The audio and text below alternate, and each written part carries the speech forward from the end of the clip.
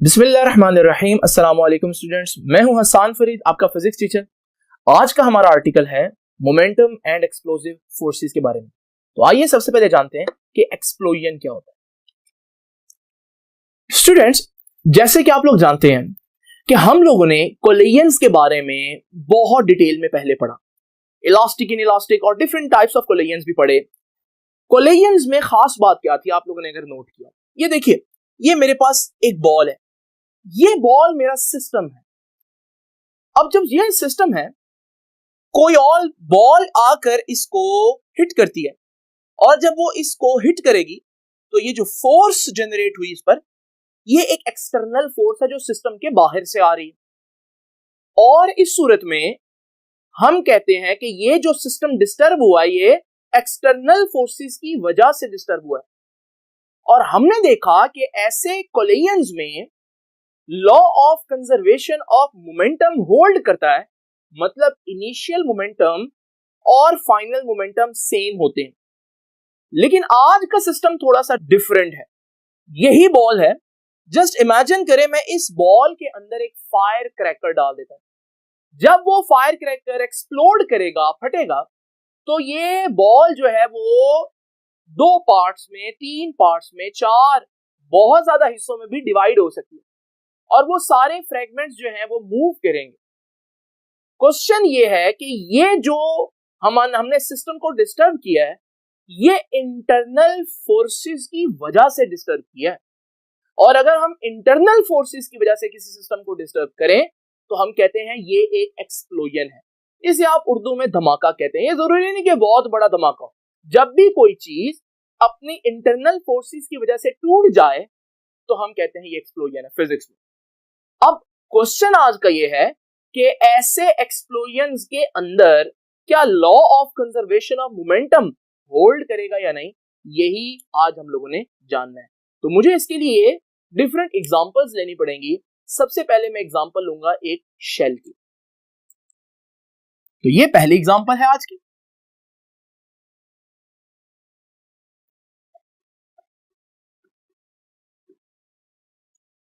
ये देखिए, example number 1 है एक्सप्लोजन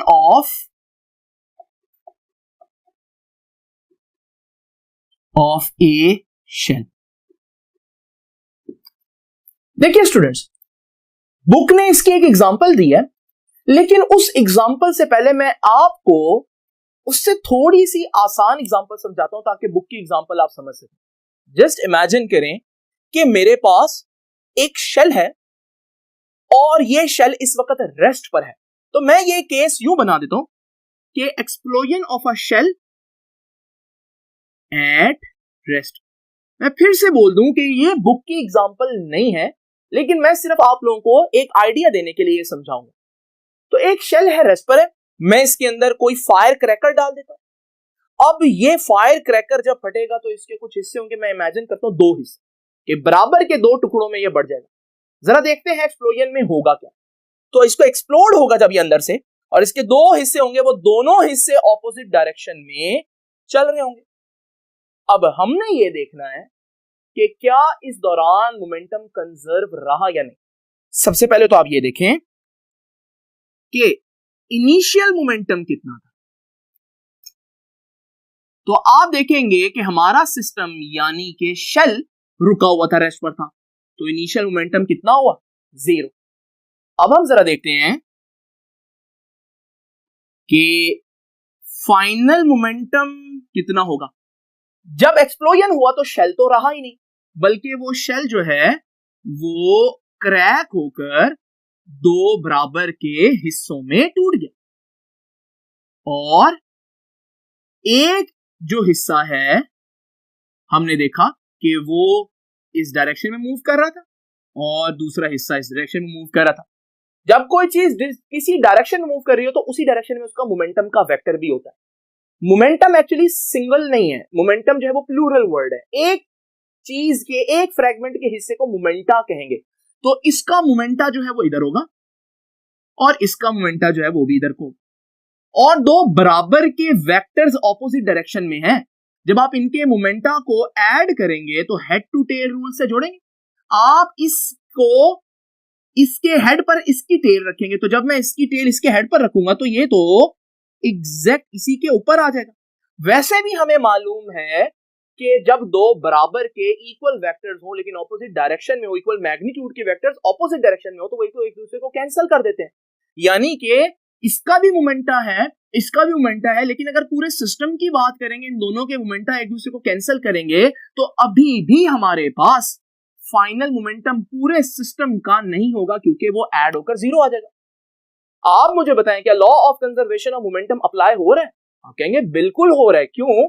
क्योंकि हमारे पास इनिशियल मोमेंटम जितना है फाइनल मोमेंटम भी उतना ही है, दोनों ही जीरो हैं। इसका मतलब हमारे पास टोटल मोमेंटम चेंज नहीं हुआ, और यही law of conservation of momentum है। तो इसका मतलब इस किस्म के एक्सप्लोजन में law of conservation of momentum holds.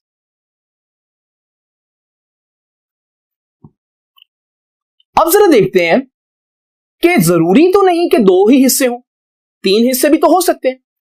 तो अगर किसी भी एक्सप्लोजन में तीन हिस्से हो, तीन फ्रैगमेंट्स बने, तो वो किस डायरेक्शन में जाएंगी? वो कैसे चूज करेंगी कि भाई हमने किस डायरेक्शन में जो है वो फ्लाई करना है? उनके लिए ये लॉ है जो उनको बताएगा किस डायरेक्शन में फ्लाई करना है। फॉर एग्जाम्पल जरा देखिए, इसमें ये हमारे पास वही शेल है, और ये शेल अब तीन हिस्सों में टूटेगा। अभी ये रेस्ट पर है, जब ये तीन हिस्सों में टूटेगा तो इसकी ये तीनों फ्रैगमेंट्स जो हैं, ये तीन फ्रैगमेंट्स बनी इस डायरेक्शन में। अब आप कहेंगे सर ये इस तरह से ही क्यों फ्रैगमेंट्स बनी?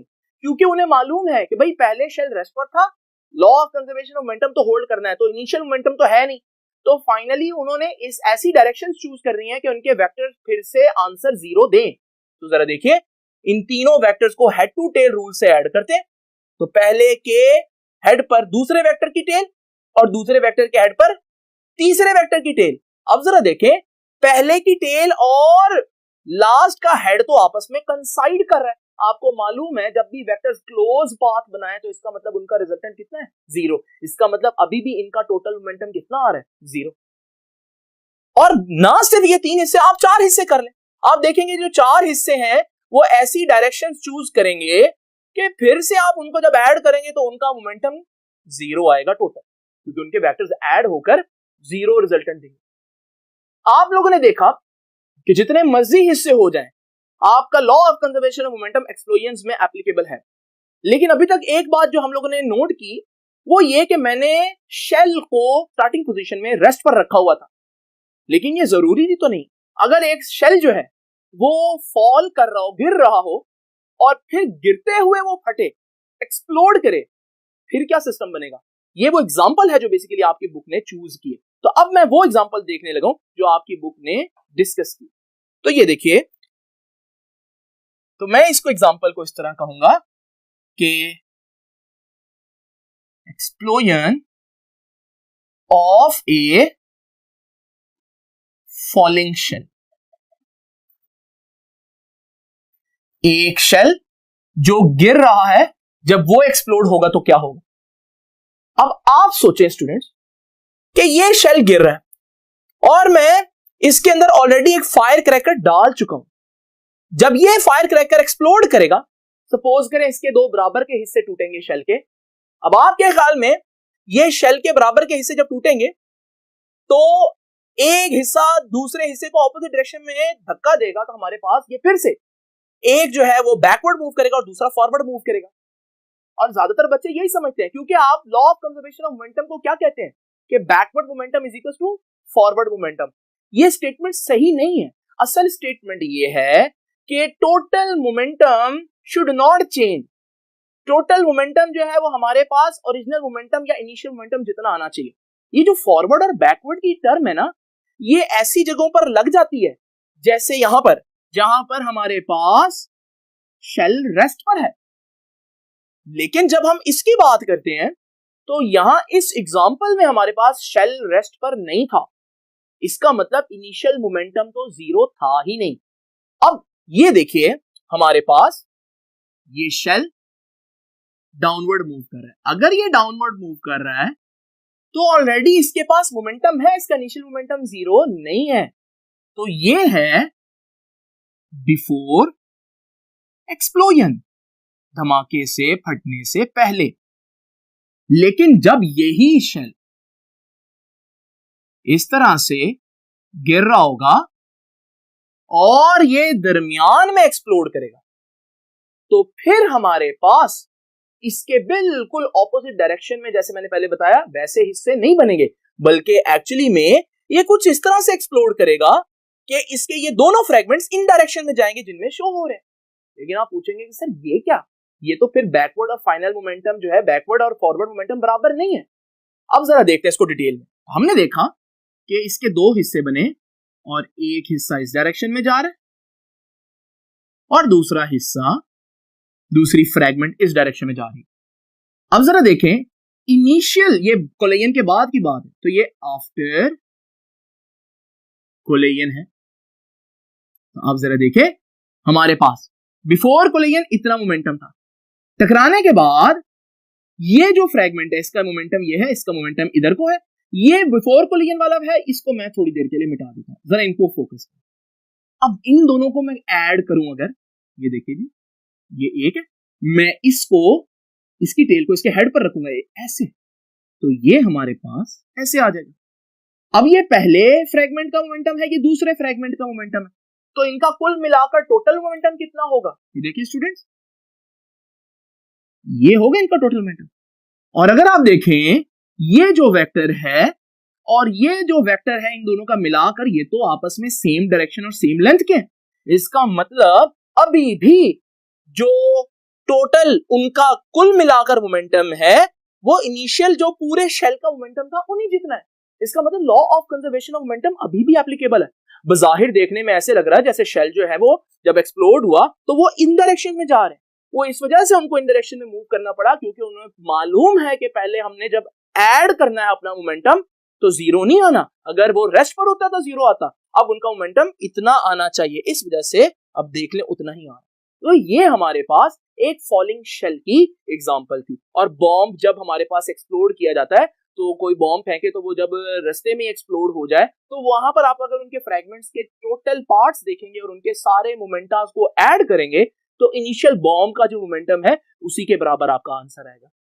यहां से हमारे पास एक और एग्जांपल भी आती है जिसमें सिस्टम के अंदर से चेंजेस आती हैं और वो एग्जांपल है गन और बुलेट की। तो आइए जरा उसको भी डिटेल में देखते हैं।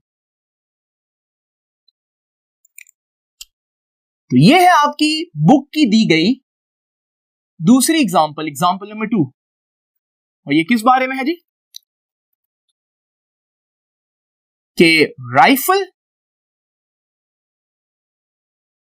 And gun, rifle and bullet, bullet और राइफल की एग्जांपल है। अब जरा देखें, हमारे पास अगर एक गन है और आप इस गन को देखें, जब आप इसको फायर करते हैं आप बाहर से इसको कोई पुश नहीं करते, जो कुछ भी होता है इसके अंदर से होता है, यानी कि सिस्टम के इंटरनल फोर्सेस करेंगे जो भी करेंगे, और जब सिस्टम के इंटरनल फोर्सेस हो तो हम उसे एक्सप्लोजन कहते हैं। तो इसका मतलब जो गन है वो भी एक एक्सप्लोजन है। आजकल ऐसी गन्स आई हुई हैं जो बिल्कुल साइलेंट होती है, जिनका पता भी नहीं चलता कि वो चली है। इसका मतलब क्या, अगर वो आवाज नहीं दे रही तो ये नहीं कहेंगे कि वो एक्सप्लोजन है। हाँ, रियल लाइफ में आप शायद ना कहें, लेकिन फिजिक्स कहती है ये एक्सप्लोजन है। इस वजह से नहीं कि इसका बहुत ज्यादा साउंड हो, धमाका हो तो फिर एक्सप्लोजन होता है। जब भी किसी सिस्टम की इंटरनल फोर्सेस उसको सिस्टम को चेंज करती है तो हम उसे एक्सप्लोजन कहते हैं फिजिक्स में। अब यहां पर हमारे पास ये जो गन और बुलेट की बेसिकली एग्जांपल है, इसको जरा डिटेल में देखिए। सबसे पहले तो आप ये देखिए कि बुलेट जो है वो गन के अंदर मौजूद है, मैं गन का बाकी सिस्टम नहीं बनाता। अब जैसे ही एक्सप्लोजन होगा तो डेफिनेटली ये बुलेट आगे को जाएगी, मगर सबसे पहले तो ये देखें कि इस वक्त सिस्टम का टोटल मोमेंटम क्या है। आप देख रहे हैं सिस्टम से मुराद यहां गन और बुलेट है, और पूरा सिस्टम गन और बुलेट दोनों इस वक्त रेस्ट पर है। इनिशियल मोमेंटम 0 हुआ। अब जरा देखते हैं दूसरी बात, जब ये बुलेट मूव करेगी फॉरवर्ड डायरेक्शन में, आपको मालूम है जब ये फॉरवर्ड डायरेक्शन में जाएगी तो इसका एक मोमेंटम होगा जिसे मैं mv कह देता हूं। where small m is the mass of the bullet and v is the velocity of this bullet.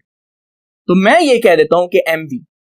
अब जरा देखिए, आपको मालूम है इनिशियल मोमेंटम 0 है और हमें मालूम है एक्सप्लोजन्स में law of conservation of momentum hold करता है, तो फिर हमें यह भी मालूम होगा कि फायर करने के बाद, एक्सप्लोजन के बाद भी टोटल मोमेंटम 0 होना चाहिए. लेकिन टोटल मोमेंटम तो 0 नहीं लग रहा, क्योंकि बुलेट जो है वो उसने अपने एक मोमेंटम गेन कर लिया. आप इस वेक्टर को 0 कर सकते हैं अगर आप इसके बराबर का एक वेक्टर ऑपोजिट डायरेक्शन में हो. यानी कि अगर बुलेट आगे को जा रही है और उसका मोमेंटम आगे को है, लेकिन टोटल मोमेंटम 0 भी करना है, तो बैकवर्ड कोई मोमेंटम जनरेट होना चाहिए. और वो मोमेंटम पता है किसका होगा? वो गन का मोमेंटम होगा.